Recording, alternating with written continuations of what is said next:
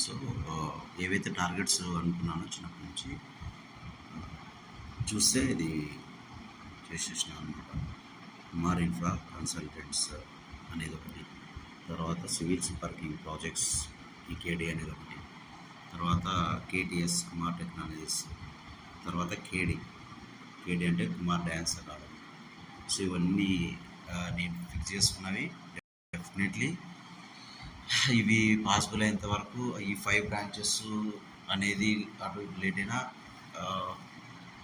Maximum ఇప్పుడున్న కర్నూలులో ఉన్న ఆఫీస్ మాత్రం అంటే చాలా ప్రాజెక్ట్స్, చాలామంది ఇక్కడ పరిచయాలు, ఇక్కడంతా ప్రూవ్ చేసుకున్నాము, చేసుకోవాల్సినది ఉంది. నెక్స్ట్ పత్తికొండ ఏంటంటే నేను చదువుకున్న ప్లేస్ అనమాట చిన్నప్పుడు. సో అక్కడ కూడా నేనంటే ఏందనేది ప్రూవ్ చేసుకోవాలని నా కోరిక అనమాట.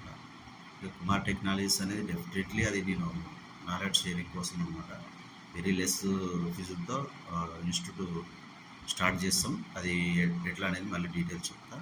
కుమార్ డ్యాన్స్ అకాడమీ అనేది యాక్చువల్గా నాకు చిన్నప్పుడు డ్యాన్సర్ కావాలి అనేది కోరిక అనమాట. బట్ ఎనీవే ఇప్పుడు అలా స్టడీ చదువుకోగలిగిన ఈరోజు ఏదైనా చేయగలుగుతా. అంటే స్టడీ ఇంపార్టెన్స్ అనమాట. ప్రాపర్గా టైంని యూజ్ చేసుకోవడము, దీనికి చాలామంది హెల్ప్ అయినారు. అంటే ఒక్కో పర్సన్ మీద ఒక వీడియో చేయాల్సి వస్తుంది. లైక్ నీవు అన్నీ మాట్లాడతా యూట్యూబ్లో చాలా వీడియోస్ అప్లోడ్ చేయాల్సినవి ఉన్నాయి.